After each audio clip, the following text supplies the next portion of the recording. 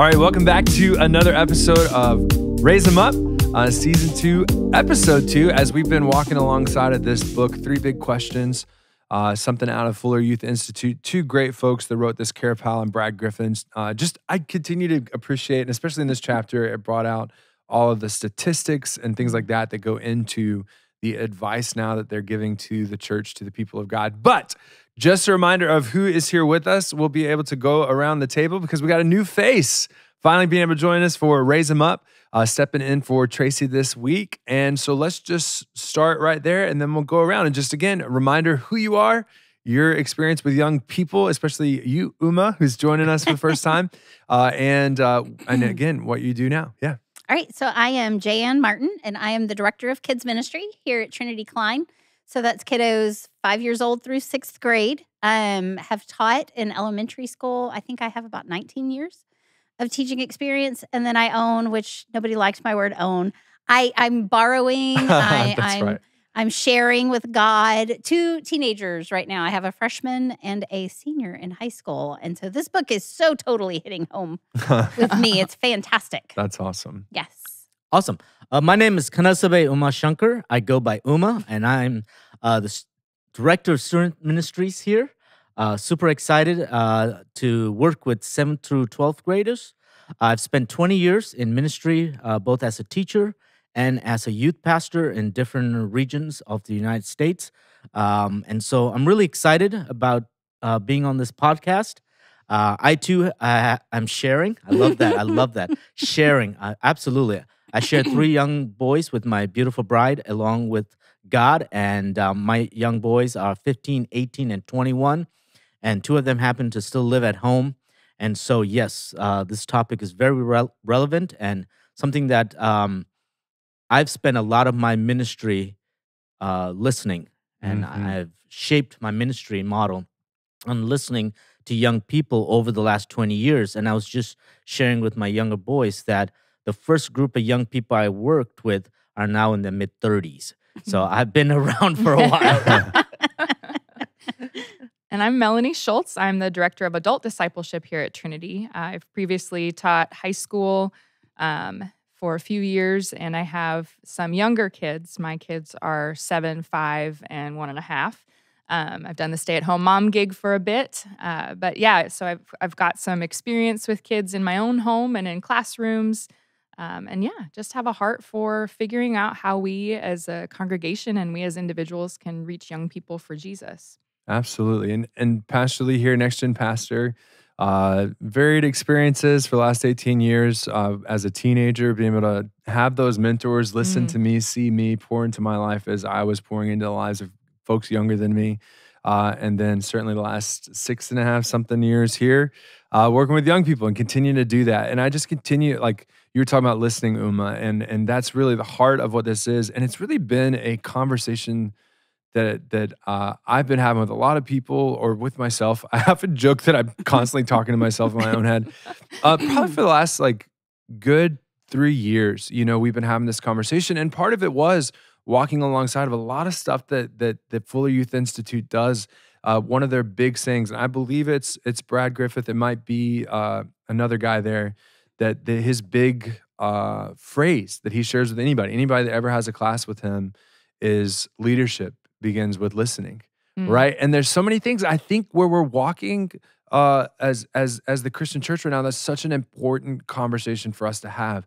And it's because it's not just leadership, but I appreciated at least at one point of the chapter, it talked about how love begins with listening. Yeah. And there's that level. And this whole chapter then is all about that idea of empathy and hearing and listening and set aside yourself. I mean, it's stuff that we've been talking about for a while now of not trying to fix. If we could just get every adult to stop trying to fix everything. I mean, that's the thing is it's so true for young people and so effective. But when I ask myself the question, it's kind of funny. I'm one that please don't tell me what to do, right? Yeah. Even here, I'm one of those, I'm younger than Uma's first class that he walked alongside of, right? So I'm in my early 30s. And I'm still in that layer. I don't know what it is. Maybe it's the Americanness in me. Maybe it's just that stubborn human nature to not want to be told what to do by somebody else. But there's a lot of times too that I resonate just as a human thing. We need to be heard. But as we dive into this chapter, what is standing out to you as I say any of that or introduce you? I'm going to talk about what you just said because that just kind of made me laugh. It's not an age thing because I've had an administrator who you guys know, who his thing is, don't walk in my office and say you should. He was like, because I quit listening. The minute that you say you should do or you should change or you should. Well, we joked. He's like, I had a buddy at seminary that would tell me, and I probably shared this before. He would say, "Don't should on people." Yes, right? Yeah. Don't should on people. But Which what do we is do you to our keep saying kids? it sounds like something else, but like again, don't tell someone what they should do. Yeah. Well, and you don't have the right to tell someone what they should do until you've earned their trust, and you earn their trust by seeing them and hearing them and loving them where they are. And so, yeah, I mean, this whole chapter about learning to listen before you start telling them about the answer to their problems, which is Jesus, it's crucial. You have to have a relationship before you can make any positive change. Well, No doubt. And sometimes it can be seen as I've heard Christians talk in a number of ways throughout my life, especially growing up in Georgia, right? And a lot of times, I like a very vivid one for me. I went to college at Birmingham Southern. One of my favorite classes I got to take was with Dr. Amy Cottrell. She was my favorite teacher that I had. She's a religion professor. I was not a religion major. I just took a lot of classes that I was interested in. And my favorite class I took with her was called Abrahamic Faiths, where we looked at Judaism, Islam, and Christianity, because all three of those religions tie back to Abraham or claim Abraham. Now, what was interesting about the class and so impactful for me about Christians and how we don't listen or sometimes try to use listening as a tool, that's what I was going to get to, was we had one person in the room that did not claim Christianity, okay? And there could have been more that were like, not really believe in anything, but it was a religion class, so if they were taking it, it's because they were interested in it, and that person was an exchange student from North Africa, Muslim, okay? And so what was interesting was she shared her experience at one point of how Christians will do this, right? Of almost use relationships with people as a means to an end rather than letting people be people that God loves, right? Yes. So that's how I summarize it. But she basically shared the story of when she was a teenager and she had made friends with someone and all these relationships and gotten to that point, and you can kind of start putting them in a camp, what kind of Christianity this was. She asked the question like, well, do you believe in God or would you choose this, right? And the girl said, well, no, I'm Islam. And the girl had nothing to do with her anymore. Ouch. What does that communicate? You know what I mean? Yeah. So it's again, your value is only, and if you do what I want you to do, right? Rather than the God ordained vision of every person that walks this earth, which is you are made in God's image, right? You were designed by Him. You're loved by Him. And so that's the thing is you still love people even if they don't. And I think that's such an important conversation for us in general because we're growing up in a world that's only going to get more diverse in its perspectives and backgrounds and beliefs and things like that. I'm getting goosebumps actually hearing this conversation for a couple of reasons. Because number one, we're actually talking about this in my grad school class. This No very kidding. thing. Okay. And there's this pastor from Nairobi, just a 2-minute out of his whole sermon, that he talks about don't come to fix us. And he's talking about Western missionaries coming over to sub-Saharan Africa with the intent of wanting to fix. And he said, no, come to know us.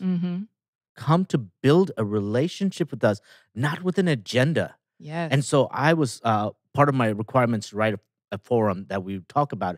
And I talked about my own experience growing up in Liberia as a youngster in a missionary compound where we had a revolving door of European and American missionaries. And it was always fascinating. The moment that they found out that I was a Hindu, they were done with me. Wow. They stopped the relationship building. They stopped whatever they were doing. And they're like, and it stunned me as a 10, 11, 12, 13-year-old that you only cared about me till the point you realized you weren't going to be the goal that they could attain. Right. And so they weren't listening to me. They weren't empathizing. They were trying to fix me. And so they would genuinely come and start crying because I was going to go to hell. And pour tears because like, oh, you, Uma, we're praying for you because you're going to go to hell. And I'm like, and at this time, I was just a young kid who was just figuring out my world and my understanding. And okay, I'll probably see you there because everything I read in scripture, you're not following. So I had that little sarcasm Sure. in me. But I think when you think about just listening, it's even a cultural thing. Mm. You know, when we think about the diversity, you brought that up. I think that's great because when you are trying to communicate the gospel across cultures, we have to look at our youth as being a different culture. Absolutely. Yes. Yes. Right? Ooh, yeah, I Absolutely. like They're that. not the same culture as we Yeah. are. And we come with these nuances thinking that they share our culture, even if they live in my own home. It's 2 different cultures. Yeah.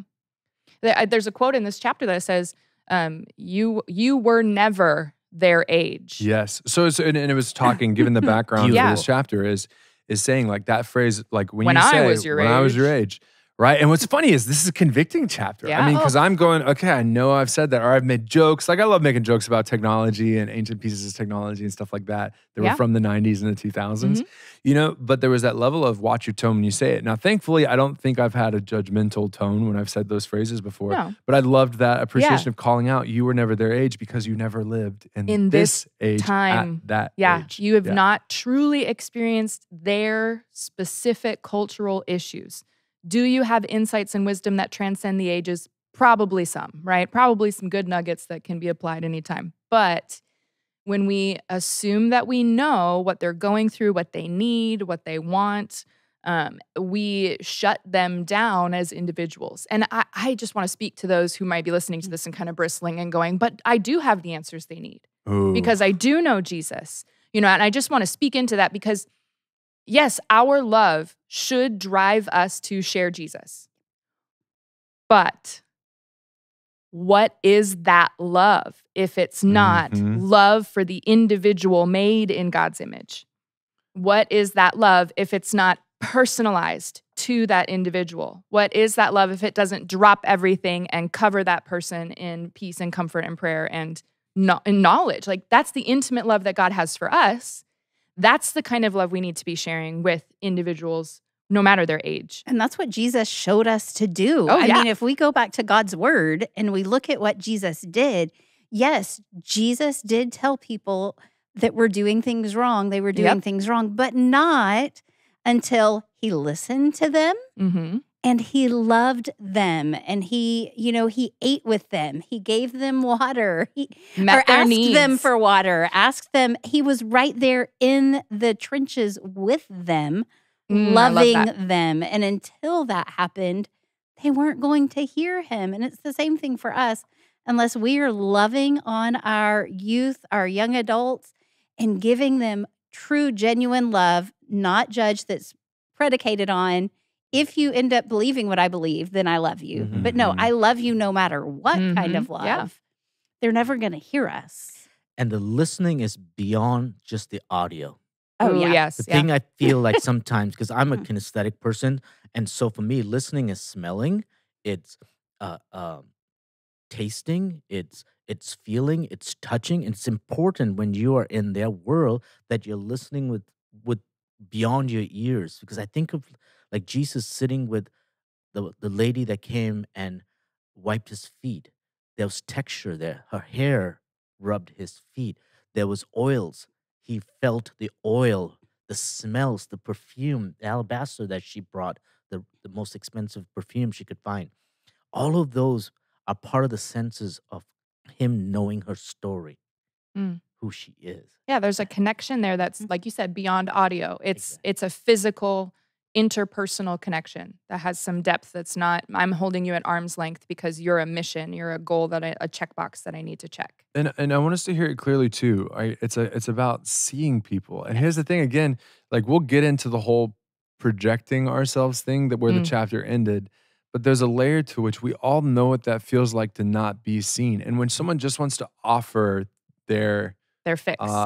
their Yeah, fix. their That's it. I was gonna say solution. their Solution. advice, but I was like, advice is way too generous of a Mhm. word, right? Their fix, their solution to whatever our problem is. I don't feel seen because sometimes, especially there's a lot of times I've seen this in couples that are married. I've seen it a lot in students and parent relationships.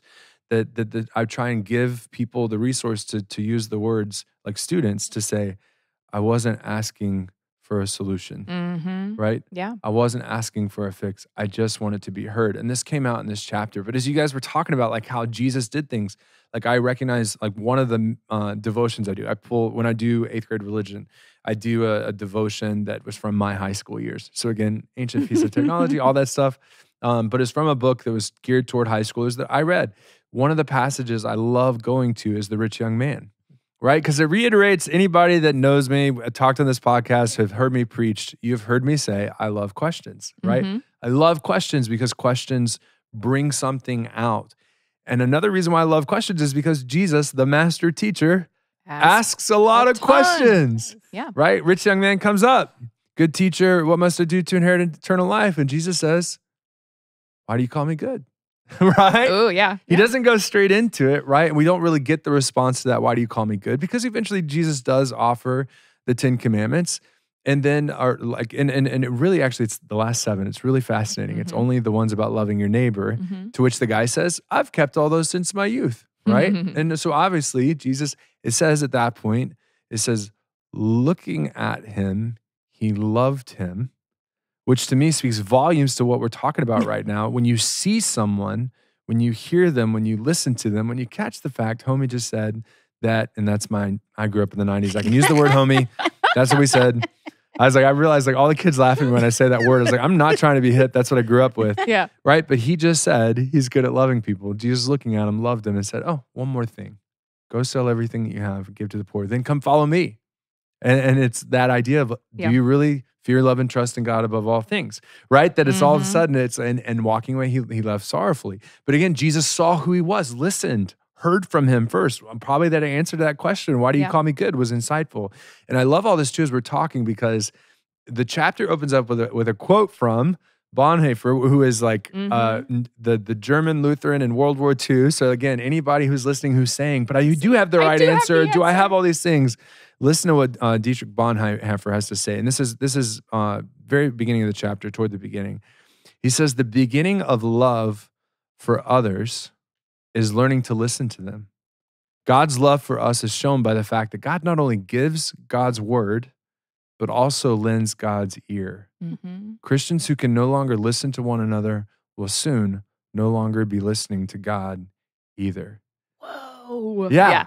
Yeah. I like it was one of those big star things in the chapter. Like if we're not listening, right, then what are we truly doing? We're serving ourselves. We're serving the way we think things should be. We're serving our own, as the chapter dives into, assumptions and judgments that we make and things like that. And I just, again, I think before we even started, Melanie said we could spend the entire podcast this season talking about this one chapter because of how crucial this conversation is and how much I feel like I miss this in my daily interactions. That's right, the pastor who's supposed to be the professional and really good at this stuff, I mess up at this often and have to be corrected. It's been a growth in my own life. Like I think back when I was camp director, right? And I had to get to the point to communicate with my staff, when you don't feel like I'm listening, say these words to me. This is important, right? That will signal to me that you're not feeling heard. And also there's something deeper that I'm not reflecting back to you. Like I had to get to that point and communicate that I will get distracted. I will get bogged down in details and have that weight of responsibility of camp director on my shoulders. And I do the same thing as a pastor sometimes. That's why I've loved being freed up this year, Uma, because I'm like able to, I feel like I'm able to love students when I go to crew now. And that might sound strange to anybody that but it's I've always been worried, okay, is my check-in people here? Checking the Are my details. food there? Is the slides running? Is the mics on? Are the lights there? Do we have anybody doing this? Did the chairs get set up? That's my brain. Meanwhile, I'm supposed to give the talk. Is my talk ready? Do I need to go do that? And what am I not doing? Not Loving talking on to the kids. Loving kids. And honestly, I think that's that fear of managing everything and dealing with crisis and problems as they come up is such an undertone in our lives that when somebody does come to us with a problem, we're like, I got to fix this and then I can move on, you know? And so when somebody does come and is venting or frustrated, I mean, in my marriage, when I want to vent to my husband, I've had to say, I would like to vent. I don't need a solution. Nice, yeah. You know, because if I start telling him about a struggle in my day and he comes back as the problem solver that he naturally is and wants to fix it, I am just going to get more mad because I need him just to hear me. And so recognizing that I have that need sometimes, other people have that need sometimes. And that if fear is guiding you, then you are going to look at people's hurts as problems to fix instead of their hearts as people to love. Yep. And Yeah. so, like, just recognizing that when someone brings something to me or when I have an opportunity to sit face to face with someone, I have to get the checklists and the fear out of my mind, out of my head, so that my heart is clear to see who God has put in front of me and how I can serve and love them best. That doesn't mean I'm necessarily going to fix their problems. But maybe my job is just to be the presence of God, the comforting peace of God in their world at a time when they need it. And you're saying so many important words that I want us to really break into because I think our listeners are going to really resonate with this if they're a human being, right? So the idea of presence is a very important one. I heard fear. I heard there's another one that you kind of brought out there. But as you were talking too, I recognize there's another element to it as well. Because I think we have all sinned and fallen short of the glory of God. And there's this element of going that doesn't allow us to be present ever. Even when we're sitting there in church, our minds are racing about other things. Even when our spouse is telling us something very important, we're not hearing it. Or our kids doing the same thing. And there's an element of wanting the quick fix because you don't want to put the work in that's going to be necessary. I think there's more to it than that. I mean, I think there is something to do with not wanting to put that work in, but I think we also want to do the right thing. And we're more concerned about what we're saying and how we're reacting and what we're telling someone to do, that we're sending them on the right path, that we're not focusing on them. We're focusing back in on ourselves. Yeah, if I don't say the right thing now, have I failed? Right. If I don't direct them straight back to Jesus in this way, then have I accomplished what I'm supposed to be doing as a Christian? And that's good, bringing out that fear piece. Absolutely. Yeah. How's that worked for us as adults? Right. Something that I also, as I'm listening, I enjoy hearing the different layers that you guys adding to this conversation. They're communicating, and I want to go back to the young people we're talking about, right? They're communicating in ways that we are not necessarily equipped or know how to listen to, because they're not necessarily expressing their the identity, who they are, or their need for being listening through the traditional methods. Ooh, yes, that's great to point out. Unpack that for me. So I guess what I'm saying is they use social media as a way to communicate things. And we sit here. I'll give you a scenario. I have two young ladies who are in a disagreement on the team that I coach. And neither one of them has taken the time to actually have a face-to-face dialogue. Absolutely, yeah. They're both wanting the same thing, no drama. But they're both creating it in the spaces they are. So I can't sit here and judge them for not having a conversation because that's how I would do it. Sure. So what am I listening to them? They want to speak to each other in this platform. And I'm like, okay, how is this platform the tool in which they can actually find reconciliation? Because they are going to rub elbows when they go to the game or go play practice, right? So they have to figure it out. But do I have to force them to actually face each other? Or can I create a space for them to share that experience? That's a challenging prospect. Like, I think that's a great question that we need to ask ourselves. Right. Are our strategies and tactics that work for us, do they fit contextually with where kids are right now, where teens are right now? I think some of us have a tendency, and this was addressed in the chapter too, to feel as though technology is the devil. Oh yeah, no, and I want us to dive into that. That's a huge part of the. I say it all the time. Devil invented the phone. Yeah, and there's a and lot of and the internet. Yeah. There's a lot of temptation. There's a lot of isolation that can occur as a result of misuse or overuse of technology. Fair.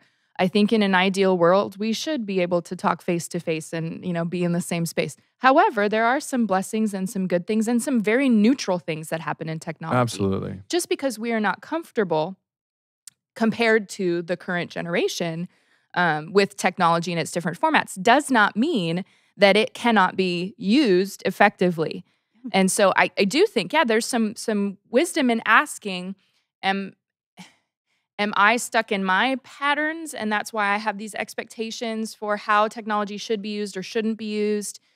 Or is it possible that these young people are utilizing technology or could be utilizing technology to communicate with people in a God-pleasing way? Like, is it possible? Yeah, I think it is.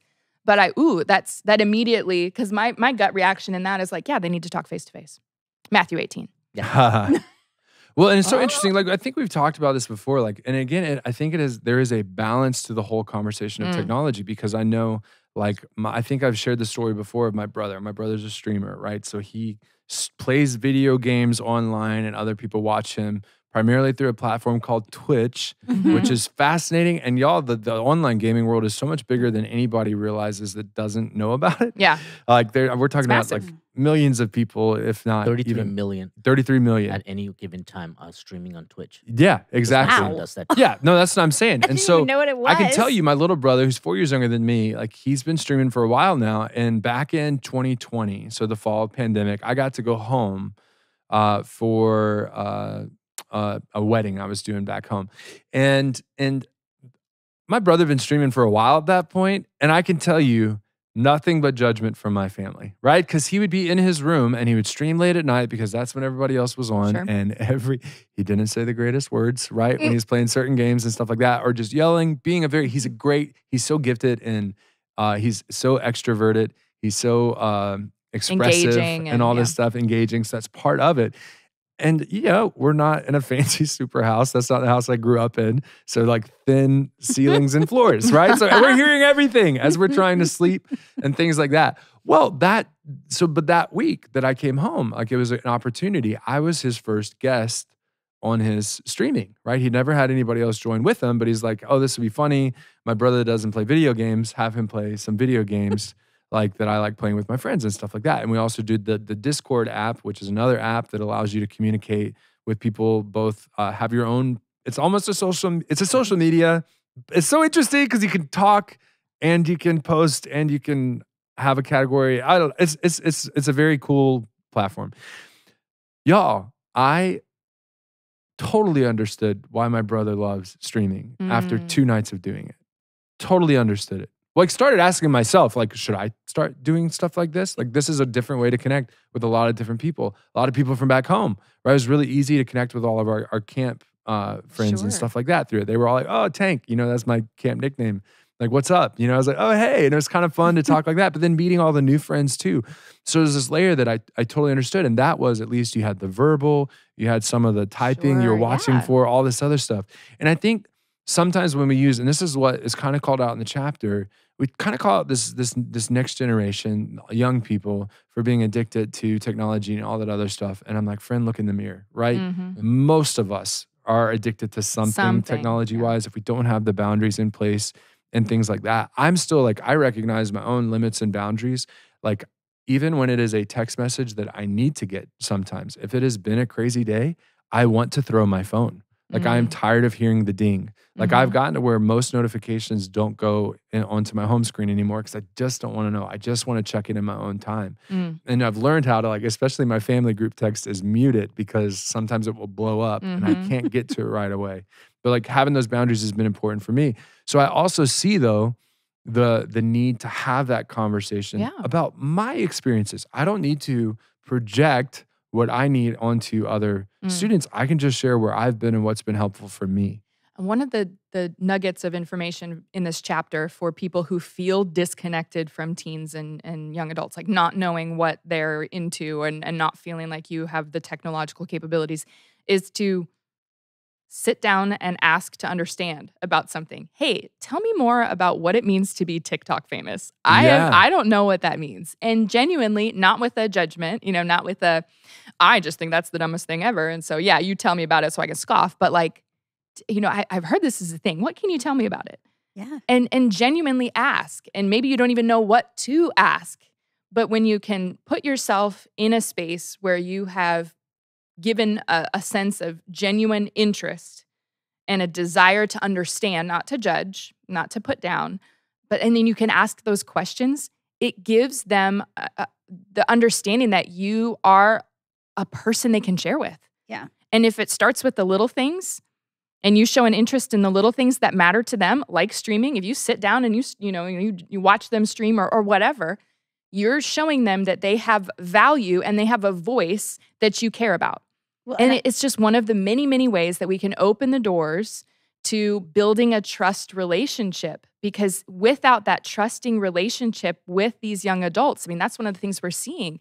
They don't feel cared for in the church. Mm-hmm. They don't feel seen or heard. They don't feel like any adult really pays them any mind or knows anything about them or, checks in with them. or they feel like every time they walk in the door, someone's judging. Absolutely. yeah. What you doing So for work? it's What are you not doing that they for school? don't Yes. be Yeah. seen. They're seen In the a wrong way. negative Yes. light. Thank you. That's a Yes, great right. clarification. Yeah. Because I think they notice that they're being noticed, but they're judged. Right. With what they're Mhm. seeing. I feel like But they look not at me seen. like I'm other. And this is Yeah. a key word of the chapter, right? Oh, and what I'll go was that back word? to Othering? Othering, yes. Other- Yes, Othering, that was yeah. a new word for me. I Yeah. circled that. I was like, that's Yeah. a great word when But we this categorize people as other. this idea of judgment, right? Which again, the church is constantly accused. Again, the church being the people of God. Absolutely. Christians Us. are Mhm. constantly accused of being judgmental.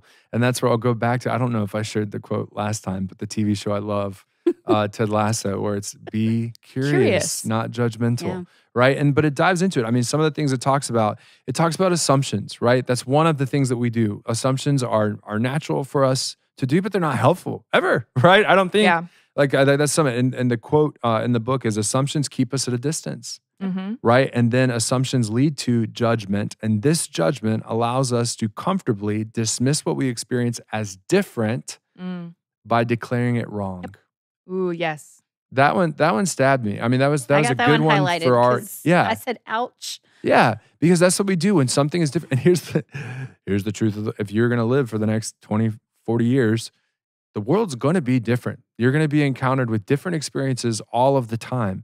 And so the question for you is, are you automatically assuming, right, that different means bad, which a lot of people do. It's the Lutheran joke, right? How many Lutherans does it take to change a light bulb? Change? Right? Yeah. Exactly. Like that kind of fear. But it's funny. I've heard Baptists make that joke. Oh, yeah. Right? Everybody's afraid of change. Everybody's afraid of different. Everybody's afraid. Everybody thinks my experience is the normal experience and I have to do that. Well, it ties into all the conversations we've been having. Just because your junior high experience was this, just because your confirmation experience was this, just because your college experience was this, does not mean that you understand even the experiences of those that you went to school with. Mm. Right? Because everyone is unique, everyone is different. And that's so true for our young people. And I think that's what it is. We lump young people into a category and forget to see them. And it goes, somebody else talked about basically like gravitating toward a certain Oh, kind. Was it you, Jan? Yeah. And I think we do that with young people. Who are the kids that play sports? Who are the kids that are smart? Right? We're going to talk to them. We're going to value them because that's what we like. That's what we do. That's what we approve of. like, Yeah. and it goes back to it's the idea of, you're going to move positively in the Christian direction. I'm going to pay attention to you, and we do that. And what does that do to everybody else, which is the majority, Right. overwhelmingly the Right. majority. 70% of kids are not what I just described. Yeah. Okay. So what does that do to them? What did that do to us Mm.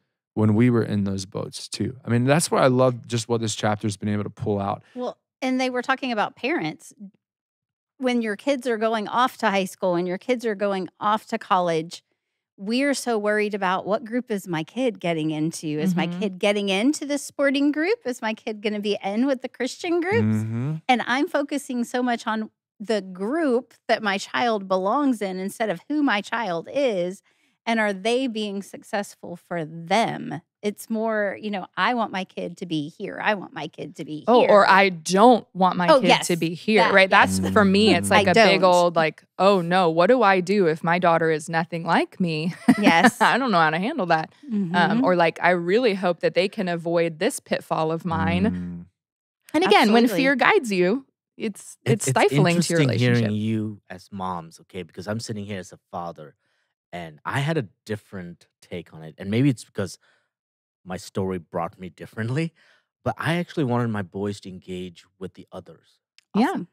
because I felt like they had an influence Oh yeah. So I wasn't always like, when I asked my kids, who are you hanging out with? And I knew that person might be behaviors that were probably. Sure. I Yeah. was like, great, my kid's going to be friends with them. That's awesome. Yeah. Like, I was excited. Whereas in the ministry I worked with a lot of families, that was the opposite reaction. Mm-hmm. And I was like, and I said, and for me, it really helped me to redefine what the church is. We are broken people. Mhm. And if we keep saying they are not allowed, they're not going to be a part of our church. Well, and then it's just going to And be Jesus us. did not come for the perfect people. In fact, he kind of got on to the people that thought they were the Well, he perfect said it people outright. a little He bit. said it outright. I didn't come to call the Yeah. healthy, but the sick. Right? Right. I didn't come to call But the it's righteous, fear but the sick. that keeps us It is want the our fear, kids yeah. to be in the safe bubble. Yes. And I keep saying that we're trying to create kiddos with bubble wraps around them. Mhm. When God did not intend that. He Mhm. wanted them to be exposed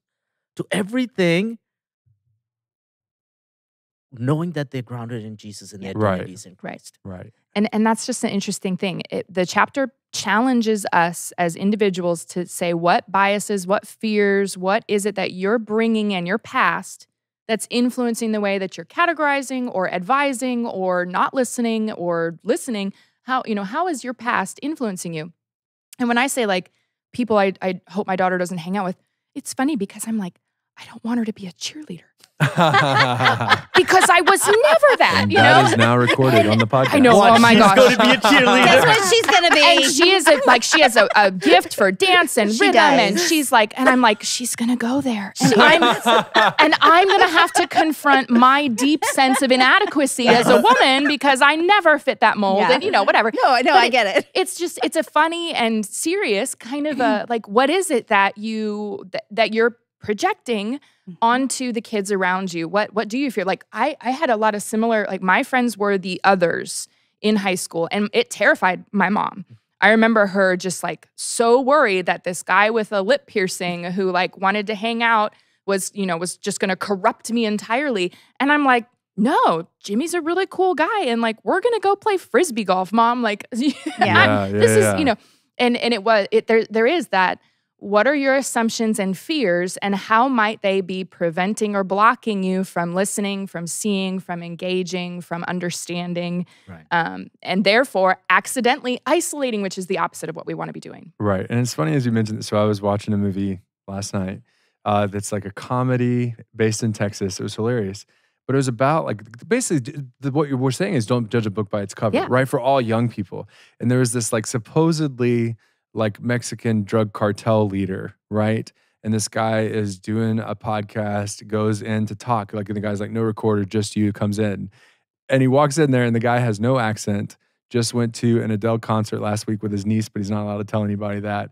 And he wasn't there for all this other stuff. He's just trying to put up a facade, right? So it's Oh getting my to know gosh, people yeah. for who they actually are rather Yeah. than whatever we're seeing on the outside. Yeah. And it goes back to that idea of like when you were talking to him about loving that they're going after the other, but seeing so many parents that are like, I just want you to imagine, listen to this question, okay? Or the scenario. Your kid starts hanging out with another kid that you know vapes or has gotten into trouble at school or been disrespectful, and you tell them, I don't want them coming. Or they overhear you saying, let's hope that kid doesn't plug in at youth group, okay? Ouch. What you just communicated to your child who may have already vaped, who may have done the exact same things and not gotten caught, is that you're not an open space to talk to about those Mhm. things. Mm-hmm. Okay? So that's why it's so important. Again, be curious, Mhm. not judgmental. So what have your experiences been with vaping? Right? What do you love about your friend? What do you appreciate about them? And things like that. Those are conversations to have to try and help them grow in communicating and things like that, because it's so critical. And I loved where the chapter went. Kara shared like what you were talking Mhm. about, Melanie, of the idea of, I called it projecting. She never used that word, Right. but you were talking about how it's so important for us to own our own Oh insecurities. yeah. When you answer the questions, who am I? Where do I belong? And what is my purpose? You have to do the groundwork on yourself first. Yeah. Are you grounded in a healthy way in your identity, your belonging, and your purpose? If not, you're very likely projecting what you want for your identity, what you want for your own belonging, and what you want for your purpose. And I appreciate Kara's vulnerability Mm-hmm. in talking about her son. Her son, they'd grown up. Imagine this scenario, Trinity Klein. You'd grown up in the same place all the way Mhm. until 8th grade. And then 9th grade was a new experience because you went to a different high school and your kid had to make new friends. And you no longer had all those same relationships with all those other parents that you had walked alongside of all those years. And so then you become very interested, almost too interested in who they're making friends with. This is Kara's story. Yeah. And she found herself, at first he was hanging out with the popular kids. And then eventually he came home from a retreat and said, they don't treat other people really well. I'm going to go to like the tier below that. And she confessed to her husband later that night, like, there's a piece of me that was wanting him to stay with the popular kids. This happens all the time. Yeah. And it hurts to watch because parents are projecting who they want to be friends. Your kid might not be friends with that kid. Well, Your yeah. kid might not want to, for the right reasons, be friends with that kid. And You know? it doesn't start high school. I had conversations when I taught 3rd grade with parents. Hey, it's okay. You know what? Maybe your child is not going to XYZ. Mm-hmm. Maybe let them explore this that they're interested in. But that doesn't even start Yeah. high school. That starts so early on Mhm. because we as parents have these expectations for what our child is going to grow into and become and what life is going to be like as they grow. Apparently, I as think early I as always 3rd say grade. God has a sense of humor because, I mean, seriously, those expectations are setting us up for a lot of disappointment. And we've got to recognize that we're still in a place of learning. Yes. Right. You know, Oh, we are absolutely. Yes. not we're not We're all finished. there. God's not Yeah. done with No. us. Yeah. And Oh, no. I love that Kara, like you said, Kara opened up to this and she says, when I journeyed alongside my son in his search for belonging, my own securities about friendship were heightened.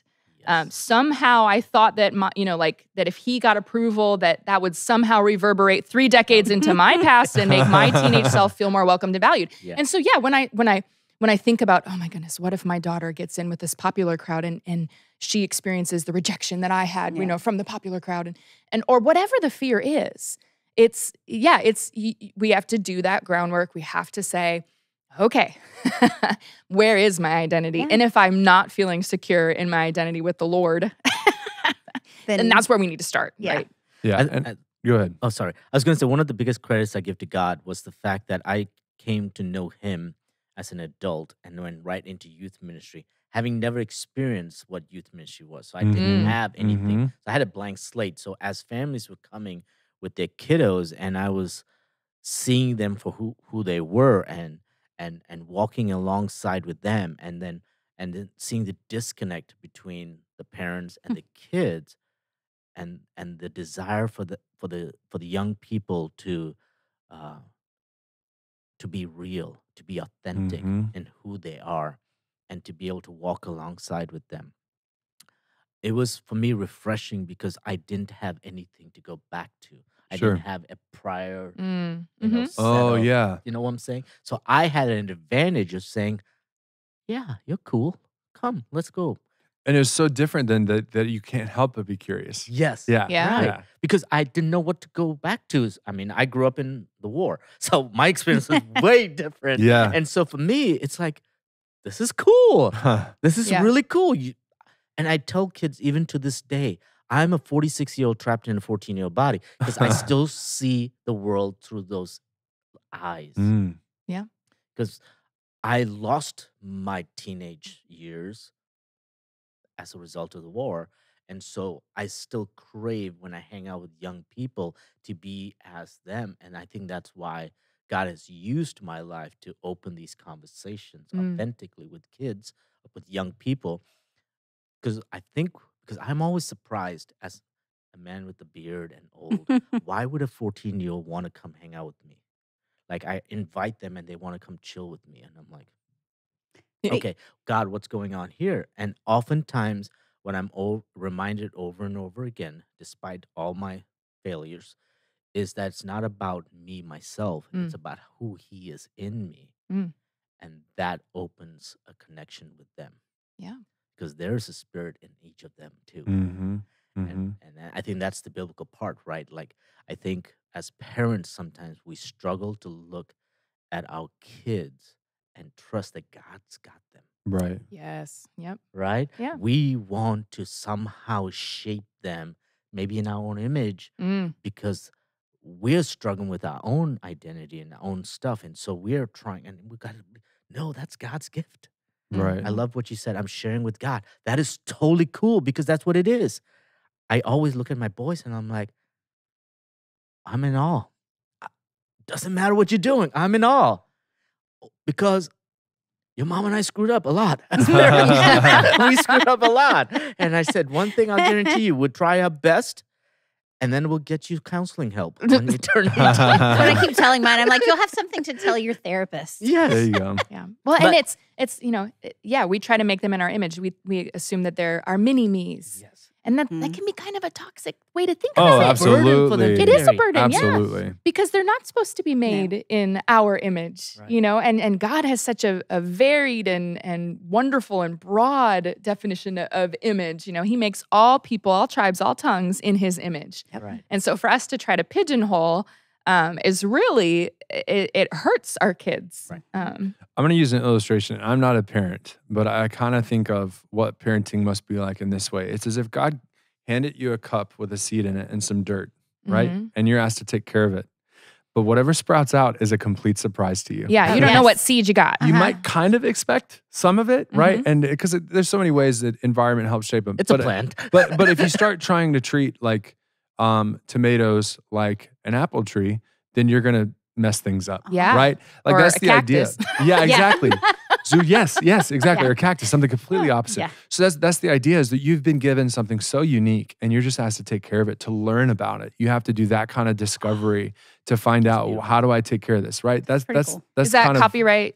I Pastor love Lee, that. because That I was- like it. That was That's in the really moment amazing. listening to Truth bomb Uma right talk. there. That was listening to you guys talk and Uma and like some of That's the points pretty you were good. making. That's what I get is, Yeah. is that kind of discovery of what it means to take care of And it- something God's given to yeah. you. You have Yeah. to learn about it. And in the meantime, like highlighting Melanie, what you were bringing out, Uma, a little bit what you brought out too is you have to ask the question of, and this is anybody, this isn't just parents, this is people Mhm. that walk us alongside of young people. Deal with your past Mhm. Mhm. first, not with young people. Oh, I like Oh, that. yeah. Yeah. So- not, so- not with. Take the oxygen mask, put it on first. Exactly. Because that's the thing is you were talking about those and you were highlighting something that Kara pointed out of her, it can't change my Yeah. 30 years ago. Yeah. Can't change. Because I mean, telling you projection, especially being a coach, like in sports, you see Oh. parents deal with it or push Yes. kids. I'm going to say it on the podcast. I would say it to your face. If your kid is in middle school, they are not meant to be able to perform athletically all day and all night. No. Okay. Yeah. Like there's a reason why like I didn't start lifting weights until freshman year of high school because my body was not ready to put myself through that. Mhm. There's a level of it's okay for your student, for your kid, your child, not to do all the things Yeah. all the time. That is okay. That is healthy. Don't talk to the club sport coaches. They just want your money. Mhm. Talk to like coaches at the college level, things like that. They will tell you, talk to the high school level coaches. They will tell you what they see. Because I think too often we push all the things on our kids, either to take up the time because we don't like sitting still Yeah. as adults, Yep. or because we feel something. But there's a level to which God is calling every single one of us to just sit and Rest, be yeah. and learn and be so curious about each other. And that's love. And I Yeah. think there's another fear factor that parents get their kids involved in so many things so they don't get distracted to do Ooh, yeah. other behaviors. Fair, Right. which Yeah. is totally healthy. Right. Yeah. But I think there's such a Can a be. beauty Yeah. because like the last 3 weeks we've invited kiddos to come hang out with us. Mhm. And one of the things I asked the boys, a couple of the boys and Peyton and Maggie and a couple of the girls, Kylie were there. I'm like, what benefit do you see from here? Because they're not on their phones. Mm. It's 2 hours, 3 hours. It's just open. And they're like, this is different. Yeah. I Mhm. don't feel like I have to be on, Ooh, yeah. right? I'm not performing for a teacher. I'm not performing for my parents. I'm just here. Yeah. And do we give ourselves the freedom to be that way with our kids too? Like, do we value that freedom, or are we putting so many things on our own plates that we're not creating space Mhm. for ourselves to be authentic? And I'm not saying dump your problems on your kids. Authentic. I'm saying like, am I so distracted by my to-do list that I have not carved out the essential downtime to snuggle on the couch with my kid and watch a movie, or go to the park and just sit. Yeah. To be present. To be Right? present. It goes yeah. back to that word. And it goes back to the word we didn't tackle, but I think we did tackle was empathy, right? And the idea of what that is. And I love the quote of feeling with young people, feeling with them. Yeah. your child, sitting on the curb of a young person's life, celebrating their dreams and grieving over their despair. That's presence. That's listening. That's tell me more. That was an important phrase of the book. Tell me more. That's what curiosity sounds like. And it goes, I couldn't help as you were talking to Uma about we do the same thing in ministry as a church too. And I, again, living in all of those details. And I have page 55 quote, circle star, circle star, circle star. Okay. This convicted me so much when I read this. We try a lot of things in our churches to attract or engage young people. And even as I just say that statement, I can tell you, and I don't know if you've already gotten it, but from people outside of student ministry, they will constantly throw ideas your way to try and attract or engage young people. Sometimes these efforts are fruitful, book says. But if we aren't creating environments and relationships in which young people can be heard and seen, we may be wasting our time. I've been convicted recently of discipleship spaces, right? And I think that's part of the struggle as church and something we just have to acknowledge because we talked about like students coming together recently, right? It's just different because there's not an agenda. Yes.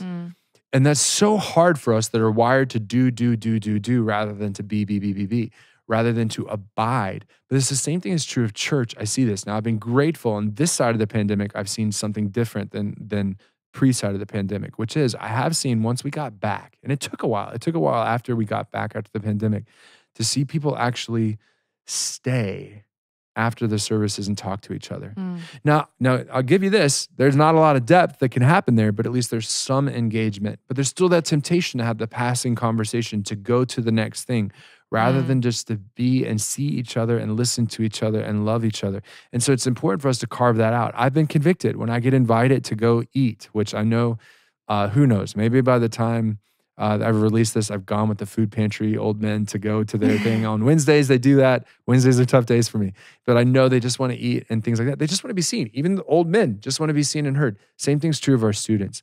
And I also appreciate it when it talked about empathy, the really call to one-on-one conversations from a student. Is that the quote that started the book? The chapter, yeah. Yeah. The very start of the chapter said, I really like doing this one-on-one thing. It's really cool.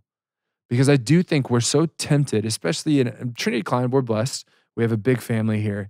We're so tempted to do everything in huge groups. And a lot of times God's just calling us to go over to somebody's house and talk. And our students get that. Yeah. Our students are hanging out. Our young people are hanging out. That's what they want to do. Our young parents are doing the same thing. They're going and hanging out. And that's blessed. That's a good thing to be able to spend that time in community. And hopefully in the next chapter, we get to bring in how does Jesus start feeding into these conversations. Yeah. But I love that they start us with just listening. They start us with empathy. They start us with noticing and caring, right? I loved those words, seeing people.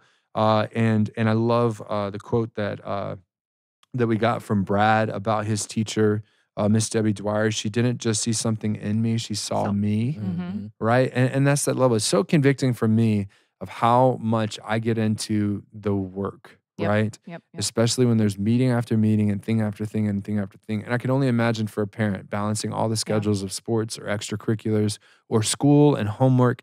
Like I grieve for young people right now and young families because I'm seeing how much there is going on. And at the same time, I'm saying, let's ask that question of what does it mean to love each other in the midst of this and listen and pause and rest and actually take our God seriously on his call for us to listen like he listens and love like he loves. Something that really convicted me actually yesterday along these lines, I was talking to my sophomore about an idea I wanted to do for crew night. And he was very intentional where my reaction initially was like, okay, which is typical of most, like I got to justify why I'm doing this, right? And he said, let there not be any agenda. And it's so tough to hear, isn't it? Right? Yeah. It's just like, I don't want to miss cringed. the opportunity, right? Yes. Yeah. And he said, because we are so filled with our days, with all these things. let them just come and be. And it was this one-to-one because I was proposing this idea of matching a high schooler with a junior higher and having them walk And do certain do something. things. just Yeah, some fun yeah, things yeah. like play knockout and then go over and do a bowling pin and then do stuff. He's like, yes, but don't have anything else attached to it. Because I was like, okay, I'm going to make this into some sort of message. And he's like, don't. And do you know where I'm convicted on this? It's funny, like coaching this past season in football. These kids are so squirrely. I did the same thing happened last basketball season, right? And I know it's just going to continue to happen. The kids, when they show up for practice, just want to talk to each other. They're so social. Like it's so beautiful that God created them to be so social. But as a coach, right, knowing you have certain skills you want to teach them, certain Limited drills you time want to and- run, yep. do all this other stuff. Like I constantly, I remember one practice very vividly saying, I am praying that God gives you ears at Christmas so that you will listen. Good night. You know, that's the way it felt because they so want to interact with each Yeah. other and they don't get the space to do that, to Yes. just be. And so a lot of times that's even why some kids do certain sports or want to do certain sports because they just want to be with their friends and they know their friends are going to do those sports. They don't love the sport at all. They could care less if they play. They just want to interact with each other. And that I think that says something to us about the need that these young people have to be heard. And I think it starts, Yeah. I would guess, at a young age. Do you see that in your own kids? Well, I was just going to say, like, I had an experience with this, and it was convicting about the power of listening and just being present without an agenda last night with my daughter.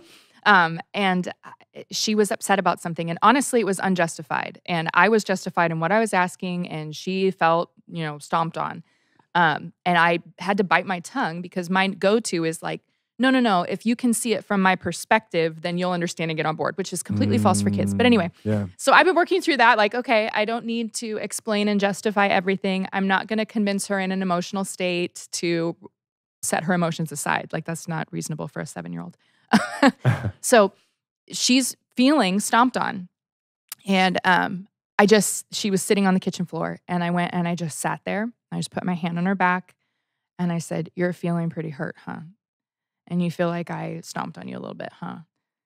And she just kind of nodded and she sat there and she didn't look at me. And part of our walk with my daughter is she's not always the most physically affectionate, and she doesn't really like say I love you a ton. And she's adopted, and so she's got a whole bunch of stuff in her past. There's a lot there.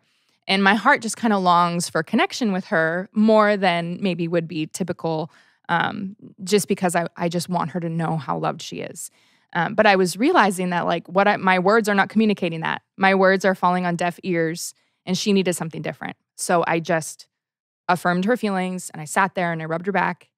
And when she started feeling better, she just got up and went and played. And I was like, okay, all right, let's see what happens.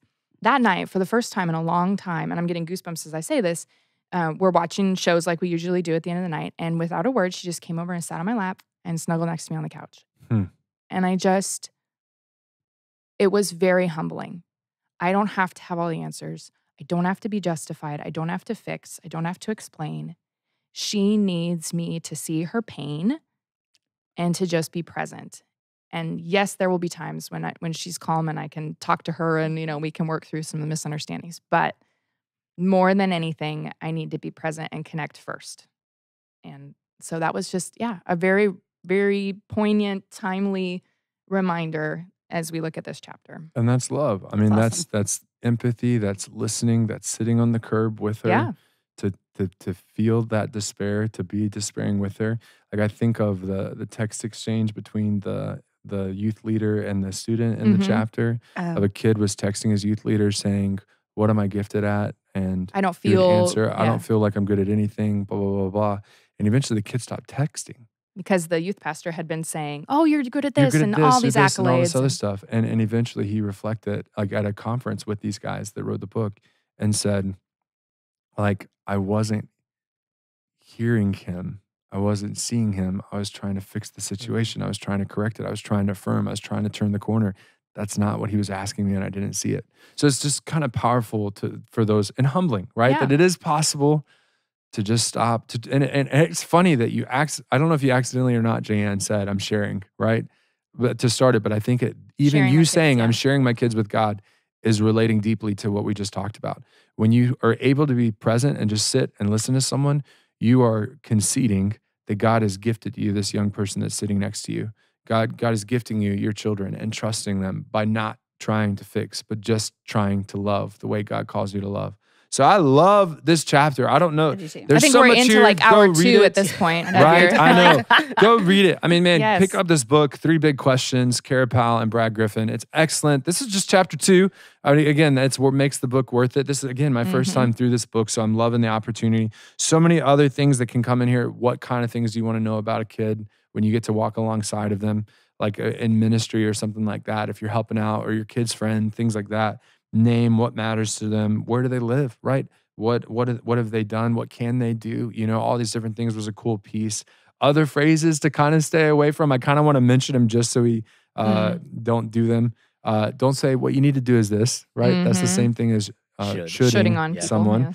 yes. And don't say this is totally in your control, right? As affirming as you think that sounds, when things feel completely out of control for a young person, that is a very deflating thing to hear because they might not feel capable. Okay. Just listen. Right. And again, I love the chapter. I love everything about this.